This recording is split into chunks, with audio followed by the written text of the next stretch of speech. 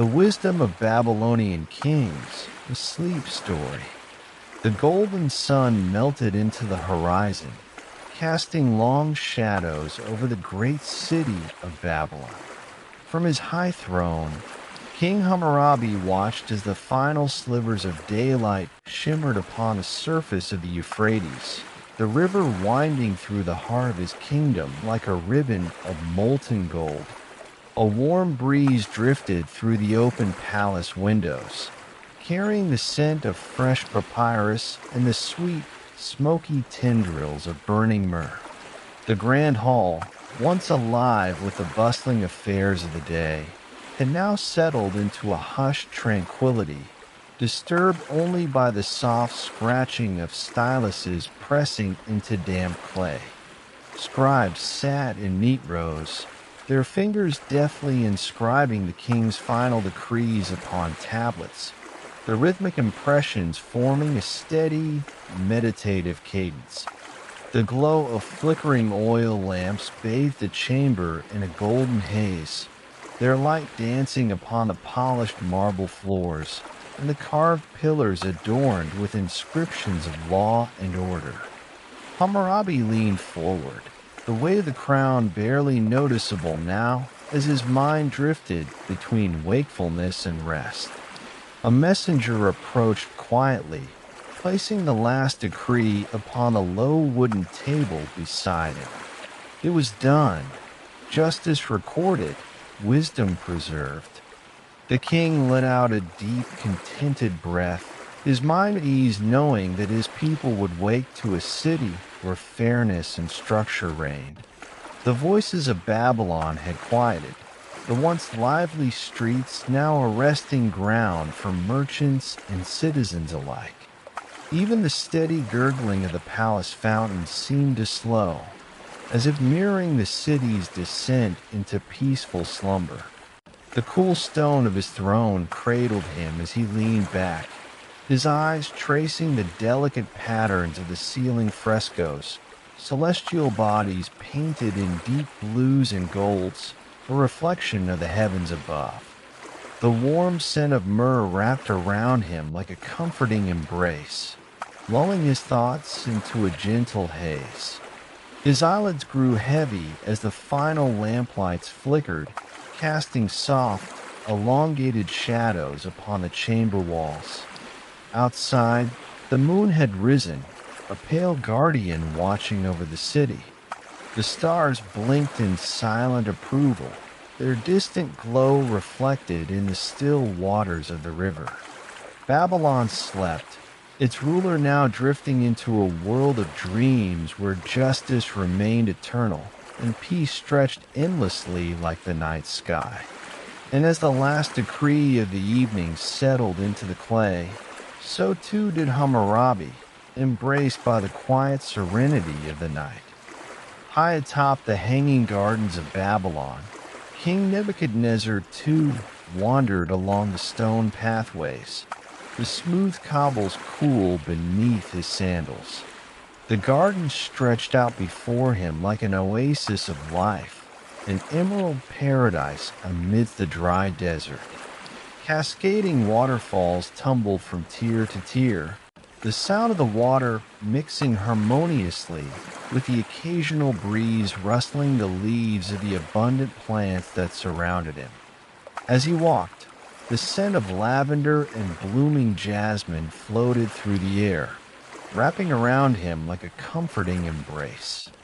The king paused, his gaze drifting over the lush greenery that climbed up trellises and hung from the walls, each plant carefully tended to by the skilled hands of his gardeners. The waters in the pools shimmered beneath the soft light of the moon, reflecting the stars in a dance of silver. It was a moment of peace, one that he rarely found amidst the bustling life of the city below. The distant hum of Babylon's heart, merchants calling their wares, the faint strumming of musicians' instruments, faded into the cool night, leaving only the gentle sounds of nature and the king's thoughts to fill the silence.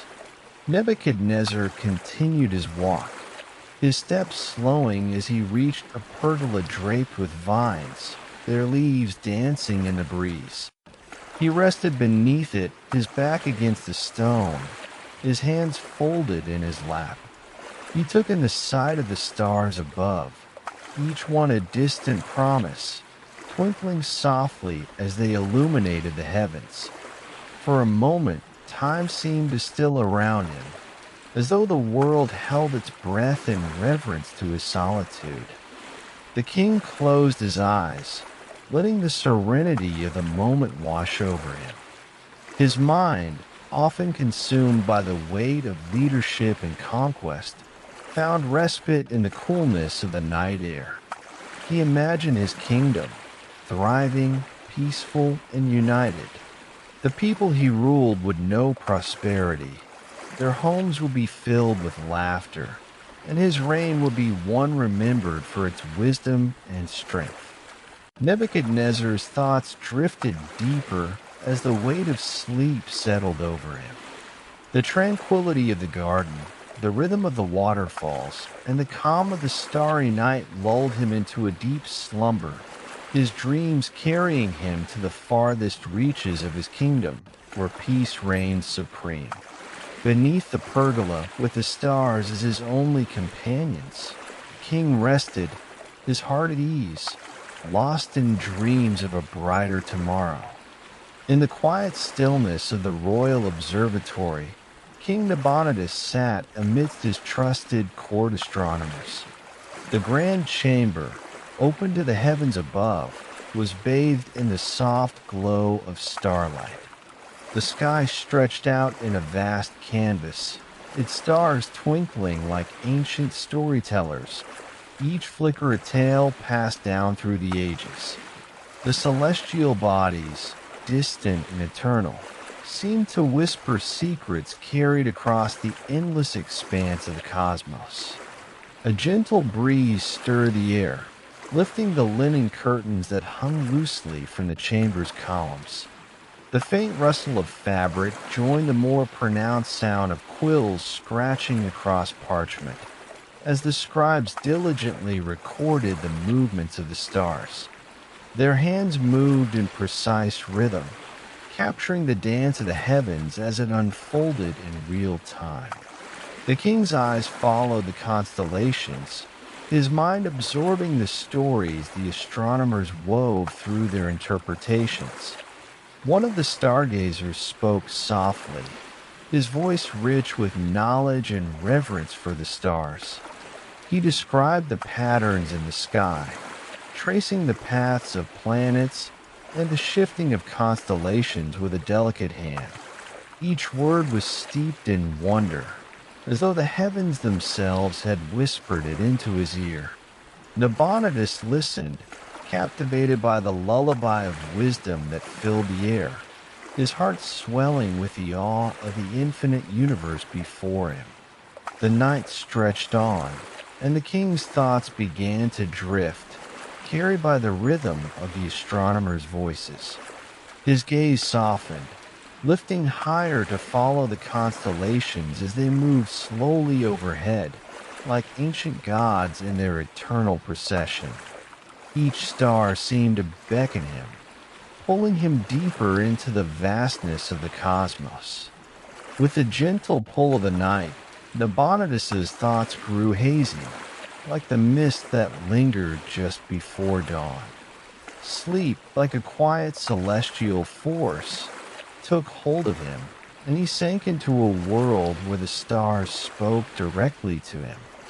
In his dreams, he soared among the constellations, navigating through the endless sea of light and mystery. As the observatory remained bathed in the soft glow of the night, King Nabonidus, surrounded by his astronomers and the whispers of the stars, drifted into a peaceful slumber, his mind carried away into the boundless universe where celestial dreams awaited. King Sargon, too, stood at the edge of the Euphrates River, the cool evening air a gentle caress against his weathered skin. The river stretched before him, its surface gleaming under the light of the rising moon. as if it carried the very essence of the night within its rippling waters. The constant flow of the river whispered its age-old tale, a melody as old as the land itself. In the distance, the reeds along the riverbank swayed gracefully, their tall stalks bending in rhythm with the breeze, producing a soft, melodic rustling. The sound blended harmoniously with the lapping of the water against the shore, creating an enchanting symphony that seemed to stretch across time. Each note, each whisper of the wind, spoke of the river's eternal journey, unfurling stories that have been passed from one generation to the next. A lone fisherman, silhouetted against the twilight sky, cast his net into the water with practiced ease. As he worked, his voice rose in a low hum, a familiar Babylonian tune that seemed to echo in the cool night air.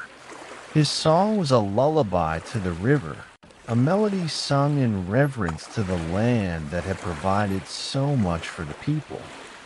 Sargon listened, entranced by the soothing sound that carried across the water, his mind quieting with each note. The king closed his eyes, letting the river's song wash over him.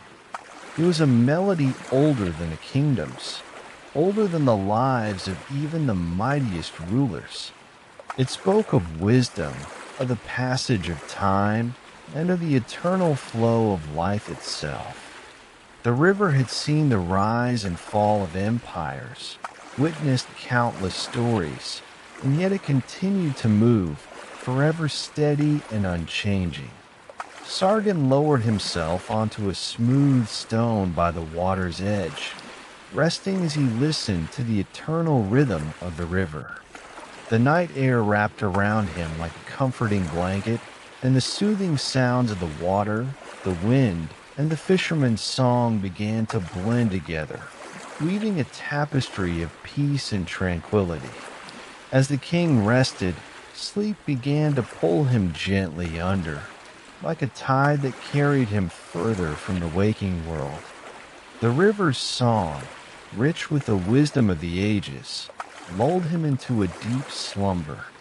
In his dreams, he wandered through realms of knowledge and serenity, carried by the same eternal current that flowed through the heart of the river.